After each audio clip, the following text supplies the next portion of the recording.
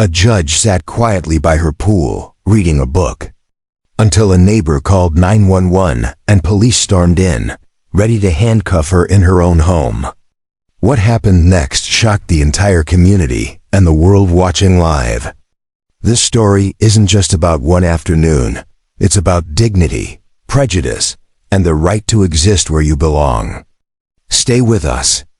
And if you care about stories that reveal hidden truths, make sure to subscribe so you never miss what's coming next. Sunlight slid across the roofline, spilling onto the pool like a thin veil of powder.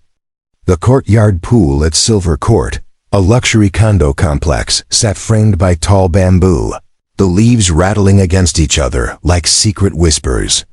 In one corner, under the shadow of a cream-colored umbrella, Elena Brooks had a book resting open across her lap.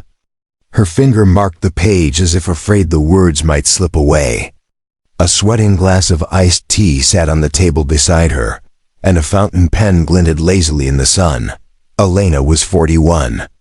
In her floral dress and soft sandals, she didn't look anything like the county judge she was.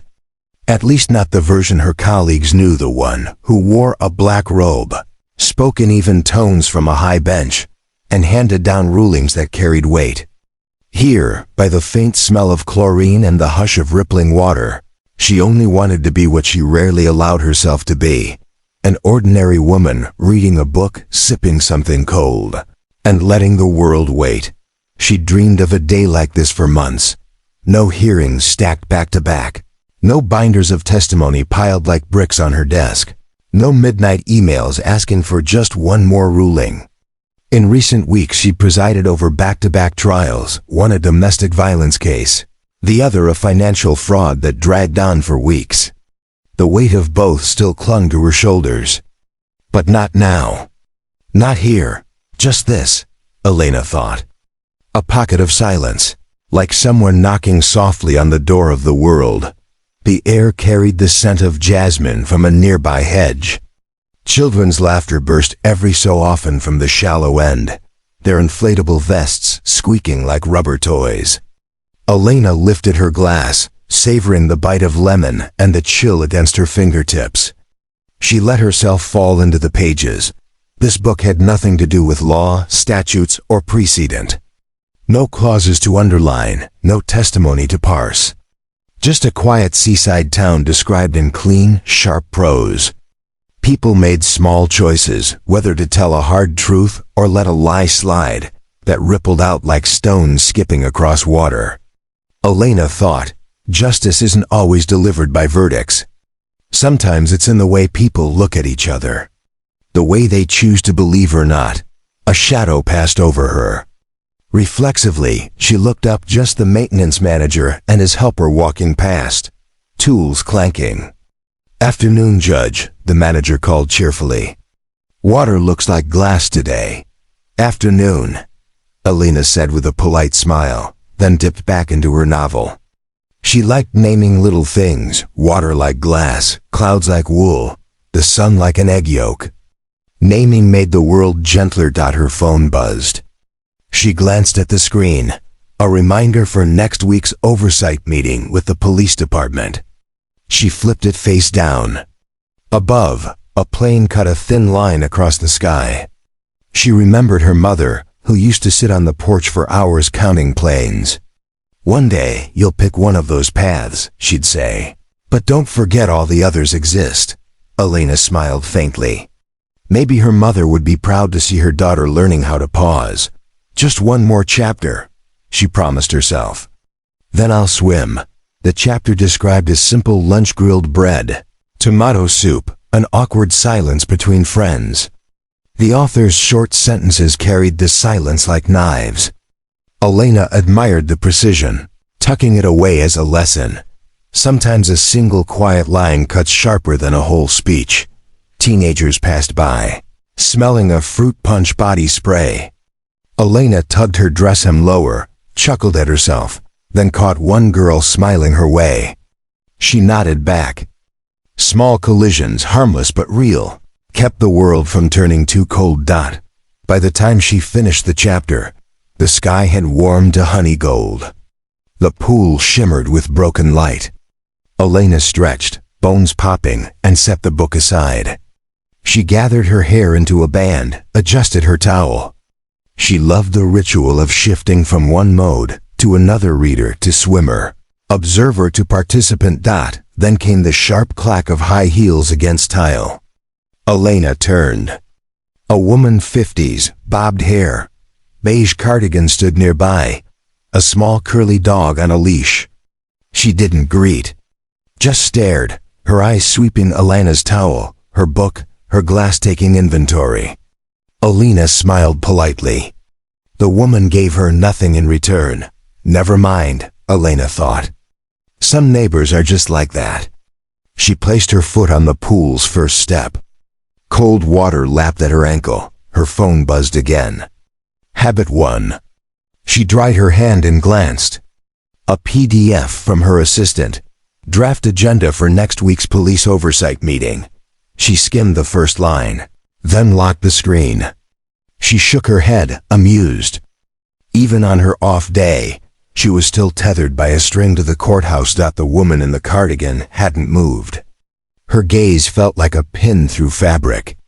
The dog snuffled. Elena's shoulders tightened, not out of fear, but irritation. The kind you can't quite name, the feeling of being measured. She reminded herself, this is my home. I belong here. She stepped down another rung. Water hugged her calves. From across the pool, the manager called, "Fresh towels are in the bin if you need extras." His voice was light, breaking the tension for a moment. Elena waved thanks. Then came the voice, smooth, but clipped. "Excuse me." Elena turned. The woman was closer now, perfume sharp enough to drown the chlorine. "Do you mind showing me your resident badge?" The words dripped sugar, but each was a paperclip snapping shut. Elena blinked, then answered evenly, "I live here. B1207. Been here 2 months." The woman tilted her head. "Strange. I don't see you around. You know, this place needs to stay safe." "I always keep an eye out for management. Appreciate your concern," Elena said, still calm. "My badge is in my bag on the chair. I can grab it if you like." Her voice was steady, the same tone she used to rein in hot-headed lawyers. The woman shrugged. "Oh, no need. Just asking. Lots of strangers lately." But she didn't walk away. She lingered, eyes locked like nails hammered into wood. Elena nodded, turned back to the pool, and let herself slip into the water. Cold wrapped her torso, but it felt like a release. "I am here," she thought, "on my terms." The first lap always felt like negotiation, body against water. She stretched her arms, kicked, rose for air. Thoughts fell off her like wet leaves. By the time she reached the far wall, her muscles hummed, her mind lighter. She glanced back. The woman was still there, phone pressed to her ear, posture stiff as a yardstick. Another lap. Then another. Elena climbed out, toweling her face, the sun warm against her damp skin. The woman stood near the gate now, still on her call. Never mind, Elena told herself. People have their habits. I have my afternoon. She sat back down, pulled the towel across her shoulders, opened her book again. But the words floated, refusing to settle. A distant siren cut through the quiet. She looked up. Red and blue strobes bounced in the reflection of the lobby glass. Her stomach sank, not from fear, but recognition. She'd heard this overture before, in countless cases. The sound of something escalating. The gate swung open. 2 figures entered. One, broad-shouldered, hand resting on his belt as if by reflex. The other, younger, eyes flicking around, uncertain. They weren't here for the water or the sky. They were here for control. The woman in the cardigan pointed toward Elena, her fingers sharp as a gavel. Elena set her book down slowly. Around her, the pool shimmered, children hushed, phones rose like periscopes. In that sliver of silence, she heard her own breath, steady, and thought, the afternoon has other plans. She stood, towel wrapped over her shoulders, her chin lifted just enough to hold the line. And then came the first words, sharp, cold, meant not to ask but to command. Put the book down. Stand up. Hands where I can see them. The command cracked through the air like a whip. Elena froze for a breath, her towel clutched at her shoulders. She let the silence stretch just long enough to remind herself that silence was hers to control, not theirs. Then, deliberately, she placed the book on the lounge chair beside her. Her eyes rose to meet the officer's. His name tag read Blake Square Jaw. Buzz cut, a man whose body language screamed that the badge gave him every right. His hand brushed the holster at his hip the way some people tapped a cigarette lighter. Nervous but ready. Behind him stood a younger man, Torres, barely in his 20s, with the uncertain eyes of someone new to a job he wasn't yet sure he wanted.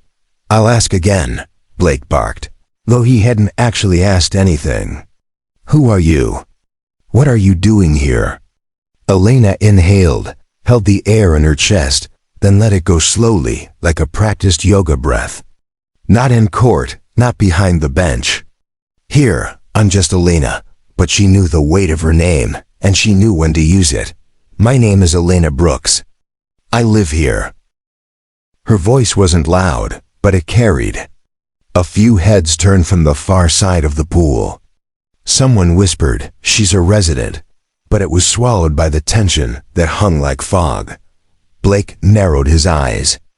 Dressed like that? Sitting around? Doesn't look like a resident to me. The cardigan woman, Harlow, folded her arms, her little dog squirming in her grasp. She gave a single sharp nod as if Blake had read her mind.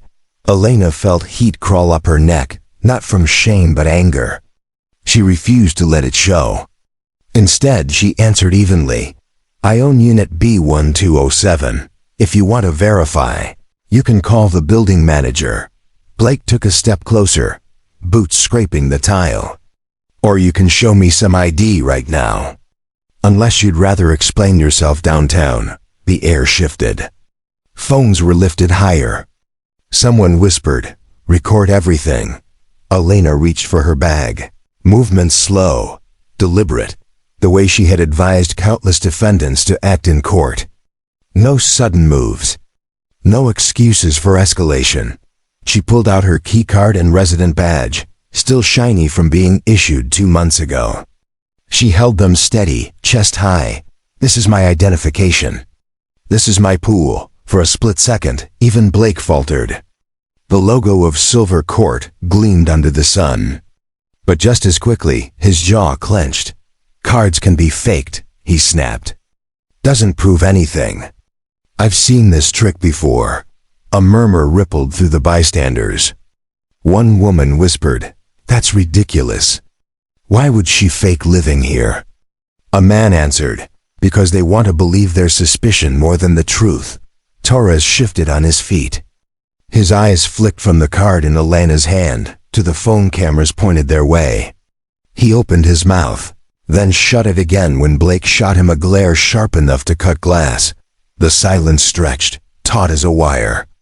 Elena kept her chin up, eyes steady, every inch of her posture screaming that she would not be diminished. Finally, Blake exhaled sharply. His hand slipped to his belt, and with a metallic snap, he yanked his handcuffs free. That's it. You're coming with us. The click of steel echoed across the courtyard. Children at the shallow end shrank behind their parents. Someone gasped audibly. Elena didn't flinch. She had been cross-examined by lawyers desperate to break her, stared down by defendants who wanted her to flinch. She had never flinched then, and she would not flinch now. Instead, she reached into her bag once more, slow, deliberate, and pulled out a slim leather wallet. From it, she drew a badge. Not the condo kind. Not plastic. Gold, embossed, unmistakable.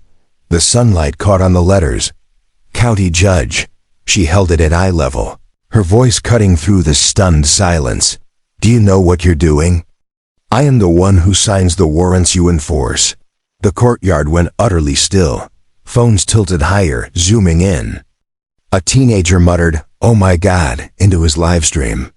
The view count spiked, little hearts and angry face emojis pouring across the screen. Blake froze, handcuffs suspended mid-air. His eyes darted to the badge, then to the cameras, then back to Elena. A flush crept up his neck, equal parts rage and fear. That could be fake too, he growled. But his voice cracked at the end. Harlow's smirk dissolved. She pulled her cardigan tighter as if trying to vanish inside it. Elena lowered the badge only slightly, enough to rest it at her chest, but her eyes never left Blake's.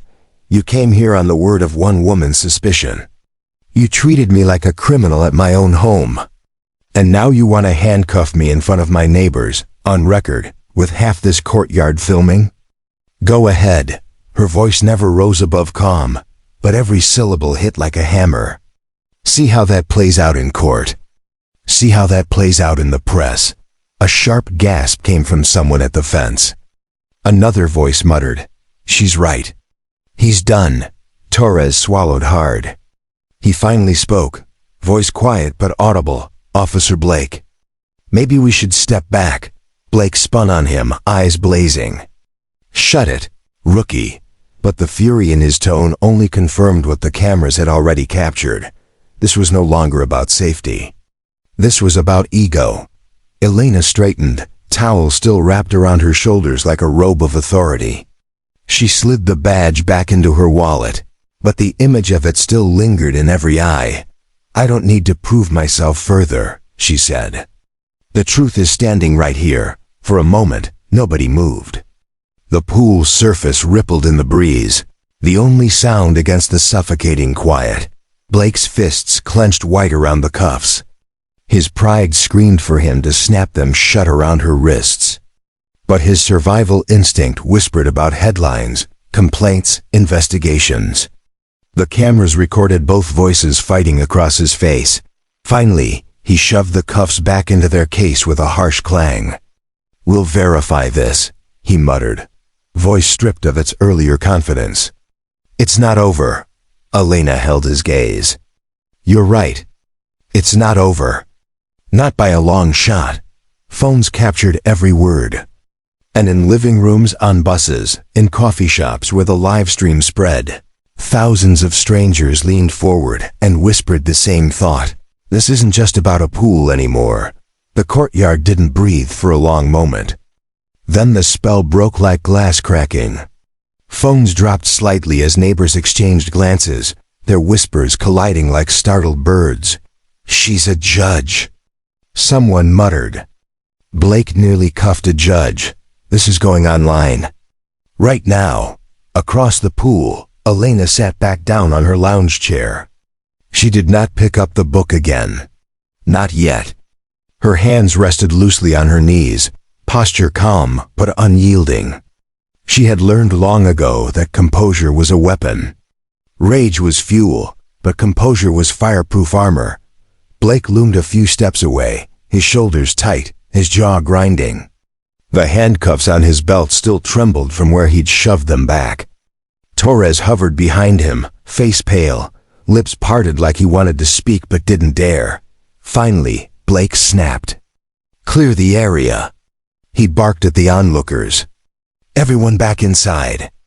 No one moved. Instead, phones raised higher. The quiet rebellion of a community refusing to vanish.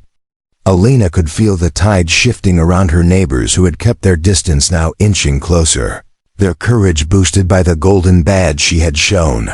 A middle-aged man near the fence called out, "She told you she lives here. She showed you proof.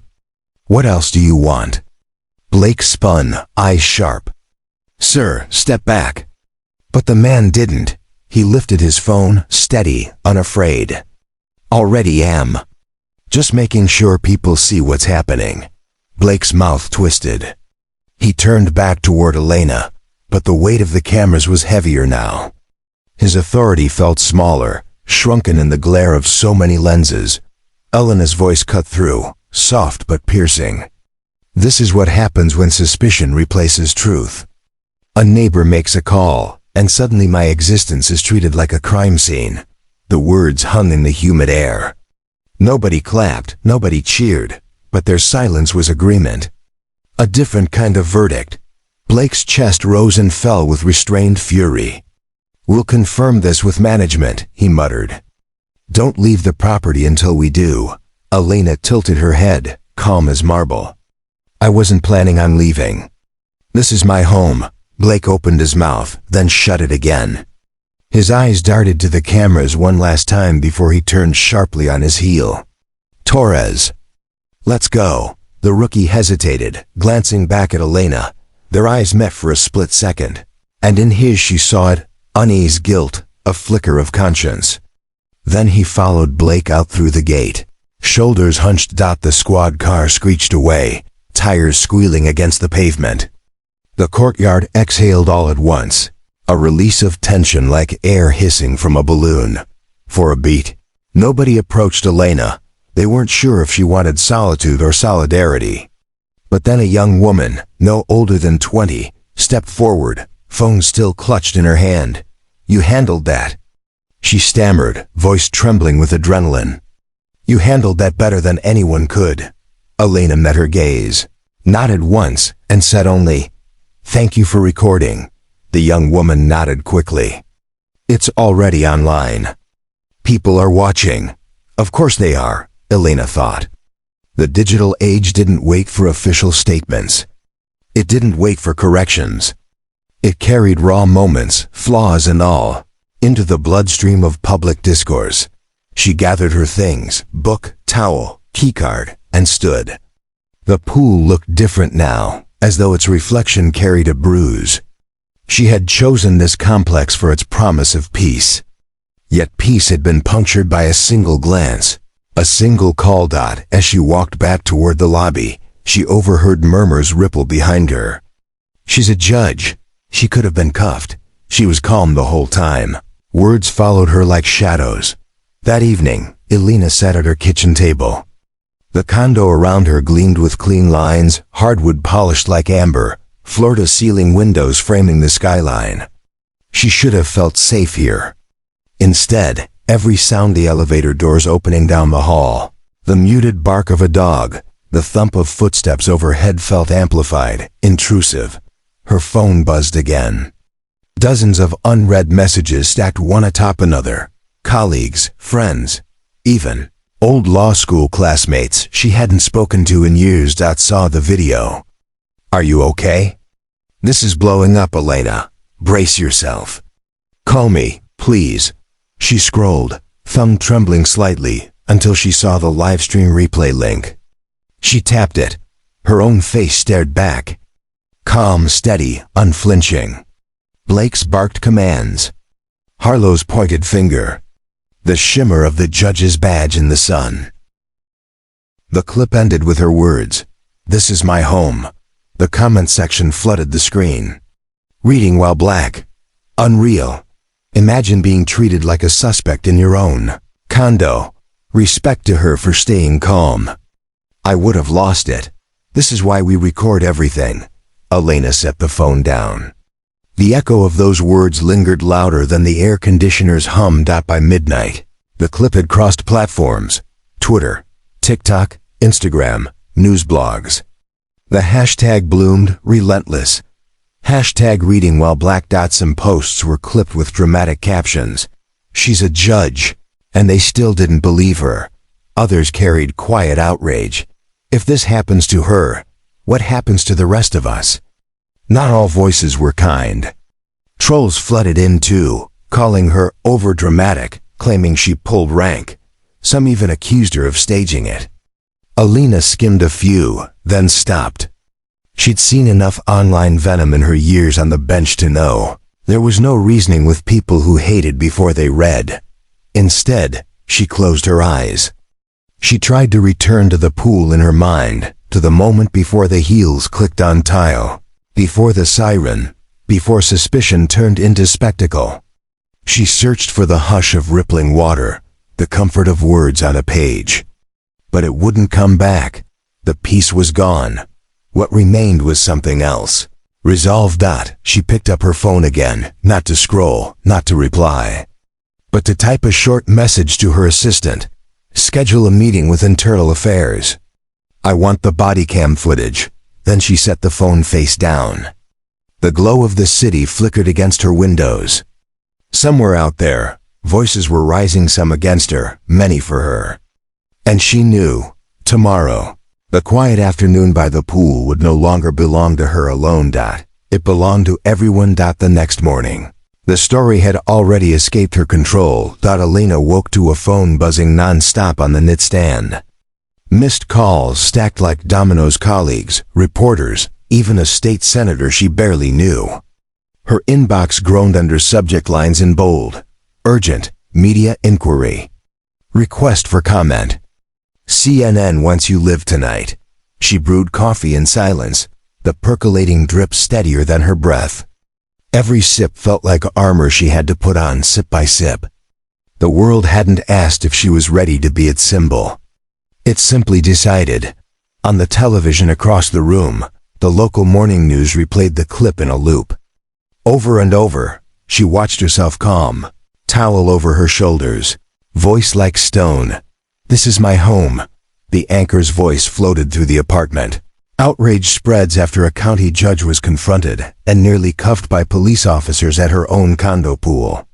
The video has already been viewed over 4 million times. Hashtag reading while black is trending nationwide. The chyron beneath the footage read, "Judge mistaken for trespasser." Elena muted the sound. The words alone were enough. Inside the department at precinct headquarters, the atmosphere was poisonous. Half the officers in the break room shook their heads at the coverage. "Blake's being set up," one muttered, slamming his styrofoam cup down. "Media chopped the video to make us look like monsters." A sergeant leaned in. "Doesn't matter. People see what they want." The judge's badge flashed, and now she's the hero. "We're the villains." Another officer, younger, disagreed quietly. No, she was calm. She showed ID. Blake kept pushing. His voice wavered, but his eyes burned. "We can't pretend that didn't happen." The room split into factions, the old guard circling wagons around Blake, the younger ones whispering that maybe this time the department had to face itself. Rookie Officer Torres sat in the corner, silent, replaying the moment he almost spoke up. He could still hear Blake's hiss. "Shut it, rookie." He could still feel the shame that he had obeyed. His conscience gnawed like a stray dog. He scribbled in a notebook, words meant for no one but himself. "If silence is complicity, what does that make me?" Across town, Corinne Harlow sat in her kitchen, blinds drawn tight, her dog restless at her feet. Her phone was a furnace. Neighbors texting her bluntly, "We saw the video." Others stopped answering her calls altogether. She scrolled social media anyway, unable to stop. Her name floated in comment threads, attached to words like bigot, liar, instigator. Screenshots of her pointing finger became memes overnight. Once, she had been the self-appointed guardian of Silver Court, writing complaint emails, lecturing at HOA meetings. Now she was a pariah, her authority struck by ridicule sharper than any fine. She slammed the phone down, muttering, "They'll see." I was right, but even her voice sounded unconvincing. By evening, the Silver Court HOA hall was packed, bodies shoulder to shoulder. Some came out of solidarity, others out of curiosity, still others because they wanted to be on live streams. A young black resident, voice trembling but clear, took the microphone. "I've lived here 6 years. I've been asked 3 times to prove I belong. This isn't just about Judge Brooks. This is about all of us." Applause erupted, tentative first, then rolling like thunder. Another man added, "One phone call can summon guns and cuffs to a place where we should feel safest. That's not community. That's surveillance." Karen sat in the back, wide-brimmed hat pulled low. No one sat beside her. Not one nod, not one hello. Elena listened quietly, her hands folded. She hadn't planned to speak. She wanted her neighbors' voices to fill the room. But when the crowd began chanting, "Change the policy! Change the policy!" she felt something stir, not ambition, not pride. Something deeper, Responsibility. She rose, microphone in hand. The room fell silent. I did not ask to be at the center of this, she began. I only wanted an afternoon to read by the pool. But the truth is, I've been given a platform whether I like it or not. And I intend to use it. Her voice deepened, stronger now. This isn't about one judge. It isn't even about one condo. It's about how quickly suspicion can turn existence into a crime. That has to change. And change begins here with us. The hall erupted again, this time not tentative. This time, roaring. The next day, national outlets descended. CNN, MSNBC, even late-night talk shows ran the clip. Commentators split along familiar lines. On one side, Judge Brooks showed restraint. She's proof that calm dignity can expose injustice. On the other, she played the victim card. Pulled rank to humiliate hardworking officers. This is performance, not persecution. Editorial boards weighed in. Civil rights groups demanded reforms. Conservative radio hosts thundered about judges turning every encounter into theater. Alina watched none of it. She kept her phone silenced, her television dark. She wrote notes longhand at her desk, drafting motions, documenting every detail for internal affairs. The law, not the circus, would be her answer, but she felt the swell outside her window, undeniable as tide. One evening, she found a slip of paper jammed in her doorframe. We know where you live. Stay silent. Her hand trembled for the first time in days. Not in fear she could manage. In anger. Anger that even in her own home, shadow hands tried to strip away the dignity she fought to keep. She called a friend from law school, now a civil rights attorney. They're trying to scare me quiet, she said. Her friend replied. Then you know you're hitting a nerve. Don't stop. Alina pinned the note to her refrigerator with a magnet shaped like a gavel. A reminder, intimidation thrives on silence. At headquarters, internal affairs investigators huddled over laptops. They had the residents' videos, the officer reports, and now soon the body cam footage. One investigator, a grizzled veteran, leaned back. If the footage matches what we've seen online, this isn't just bad optics. This is misconduct, clear as day. Another nodded grimly. And the fact she's a judge?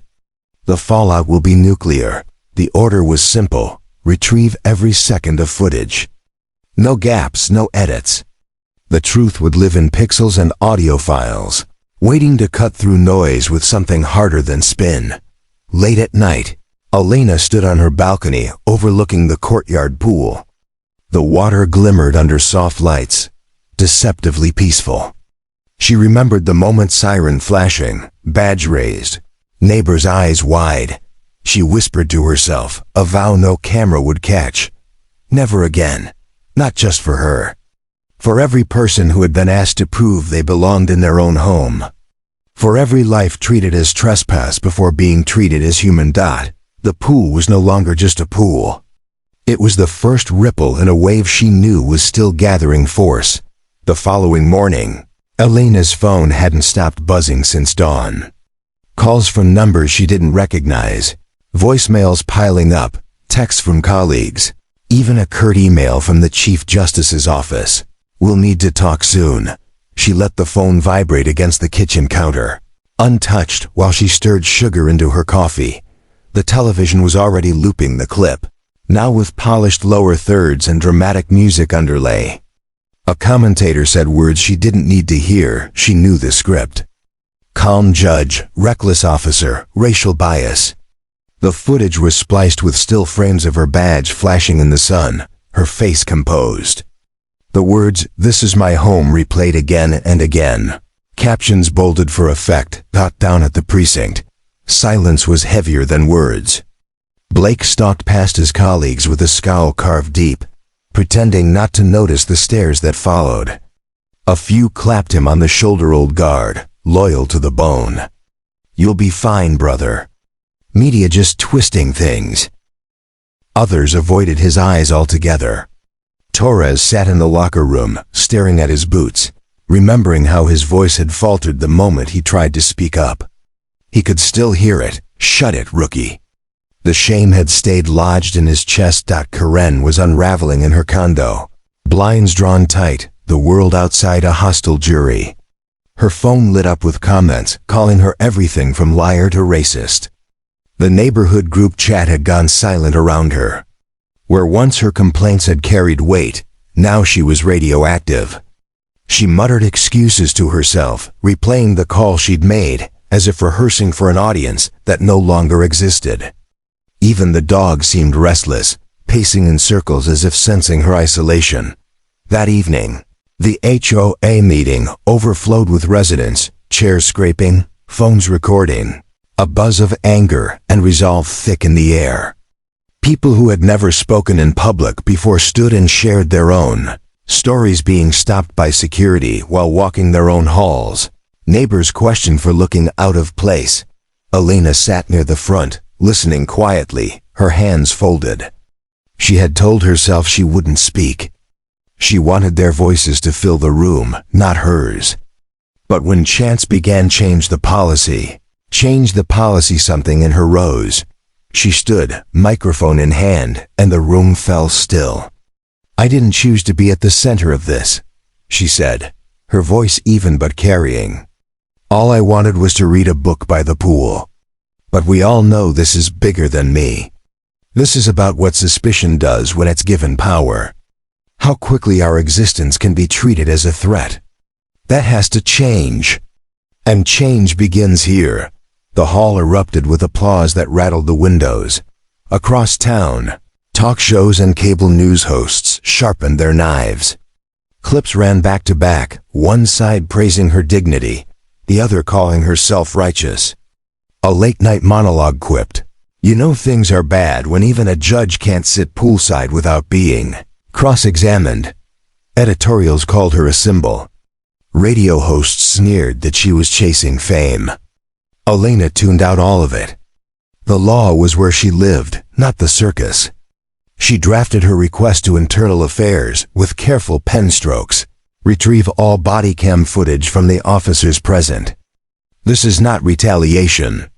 This is accountability." Days later, she came home to find a slip of paper wedged in her doorframe. Thick black letters scrawled across it. "We know where you live. Stay silent." Her stomach tightened, not with fear, but with the old familiar heat of anger. She pinned the note on her refrigerator with a magnet shaped like a gavel. A reminder. Intimidation only worked if she let it.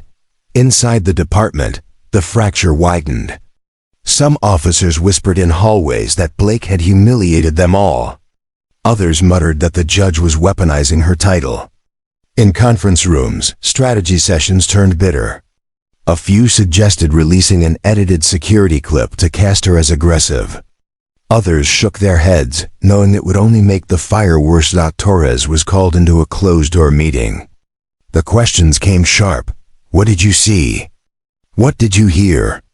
Did the judge threaten anyone?" He remembered Blake's voice, veins bulging, the words "they always lie." His tongue felt like lead.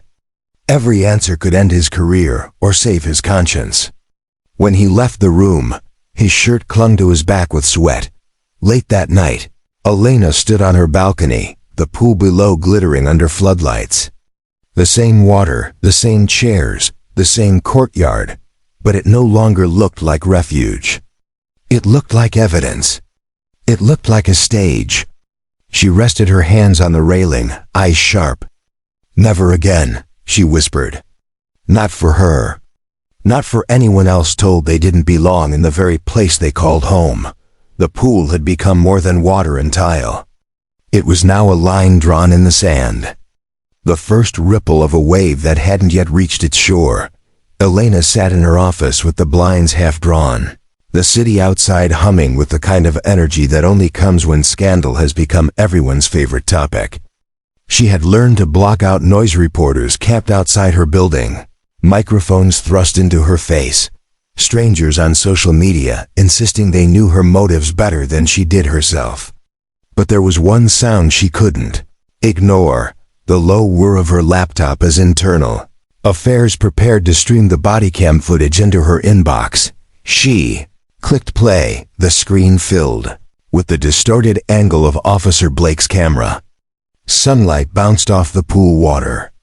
The microphone picked up the ordinary hush of a courtyard, then the harsh slam of a car door. His voice rang sharp. Stand up now. Put that book down. Hands where I can see them. Elena's jaw clenched. She had lived this moment once.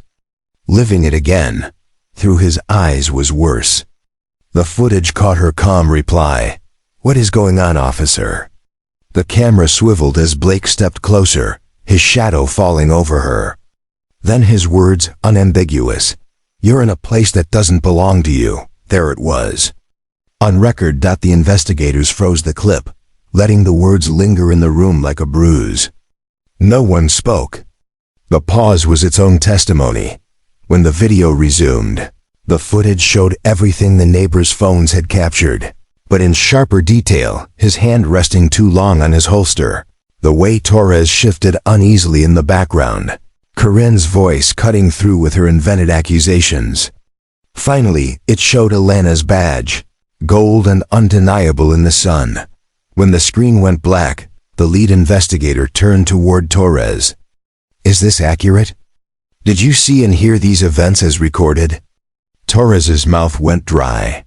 He looked at Blake across the table. The senior officer's eyes drilled into him, promising consequences without a word. Torres had felt that stare before, during training rides, during late nights in the patrol car, when silence was demanded, not suggested. Loyalty had been hammered into him as a survival skill, but in his ears rang the words he had scribbled into his notebook. If silence is complicity, what does that make me? He cleared his throat. It's accurate, he said quietly. Then louder, steady now. Everything you heard. Everything you saw. That's what happened. Blake's fist hit the table, rattling water bottles. You little coward. Enough, the investigator snapped. You'll have your turn, officer. Torres sat straighter than he ever had in uniform. He knew the cost. But for once, his conscience outweighed his fear. Blake's statement followed, defensive and furious. He claimed the footage was out of context, that Elena's movements had seemed suspicious, that her calm was performative, but the words fell flat against the weight of the video. Each excuse sounded like a rope fraying under its own strain. When the session ended, Blake stormed out, shoving his chair so hard it toppled. Torres stayed behind, filling out paperwork, signing his name to truth with trembling but deliberate strokes.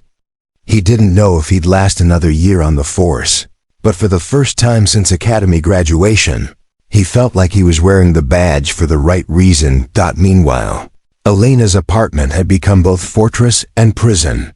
She received anonymous letters slid under her door, leave before it gets worse, and emails from strangers begging her to keep fighting. She chose which to believe. The fear clung to her at night, but so did something else, a swelling tide of solidarity. On Saturday morning, she stepped outside and nearly stumbled. A crowd lined the sidewalk in front of her building, neighbors, activists, even strangers from across the city. Some carried signs, "You're home too. Existence is not suspicion. We stand with Judge Brooks." Others simply stood in silence, a wall of presence stronger than any fence. One elderly neighbor she barely knew approached with a bouquet of daisies. "We don't want you to feel alone," the woman said softly. Elena blinked hard, forcing back the sudden burn in her eyes. "Thank you," she whispered. That night, she sat on her balcony, watching the pool below shimmer under the lights. It looked different, now not a place of isolation, but a stage where truth had been forced into the open. She thought of Corinne, who hadn't shown her face since the meeting. Thought of Blake, whose career was already unraveling in the court of public opinion. Thought of Torres, a young man who had chosen conscience at the cost of camaraderie. And she thought of herself, a judge who had believed her home was her sanctuary, until one ordinary afternoon proved otherwise. The following week, Internal Affairs released an official statement. The language was careful, bureaucratic, but the meaning was clear. Policy violations, pending disciplinary action, review of racial bias training. Blake was suspended. Torres was reassigned, pending review, but quietly respected by the younger officers who whispered his name with something like admiration. Karen put her condo up for sale. Rumors said she was moving 3 states away. The video, though, did not fade. It spread into classrooms, town halls, legal symposiums. Professors used it to teach about implicit bias. Activists used it as rallying cry. Ordinary people used it as reminder that calm dignity could hold a mirror to power. One evening, Elena accepted an invitation to speak at a community forum. She stood before a packed hall, cameras rolling, and told the story not as a judge, not as a victim, but as a neighbor. "I didn't ask for this spotlight," she said. "But once it found me, I realized it wasn't mine to reject. This isn't about one pool, one badge, one officer. It's about how easily suspicion becomes a weapon, how quickly silence becomes complicity. We can't fix everything overnight, but we can start by refusing to look away." The applause rose like a wave. Later, walking home beneath the cool night sky, Elena paused at the edge of the courtyard. The pool lay still, moonlight scattered across its surface. She remembered the quiet she'd wanted that afternoon, the book left unread. That peace was gone, perhaps forever, but in its place was something sturdier. A conviction that silence no longer protected anyone. A knowledge that dignity could withstand scrutiny, suspicion, even threats. She whispered again, not for anyone else this time, but for herself. Never again. Inside her condo, the phone buzzed with new messages, new demands. She let it. Tomorrow would bring another storm, another headline. But tonight, the water was still, and for the first time in weeks, she felt not threatened, but anchored. The pool, once a symbol of exclusion, had become the first ripple of change. And she knew the waves had only just begun. What began as a quiet afternoon turned into a mirror held up to all of us. A simple truth emerged from the chaos. No one should ever need permission just to belong. Elena's story isn't only hers, it's ours. A reminder to speak when silence feels safer. If this story moved you, share it, and join us by subscribing. Together, we can make sure voices like hers are never ignored again.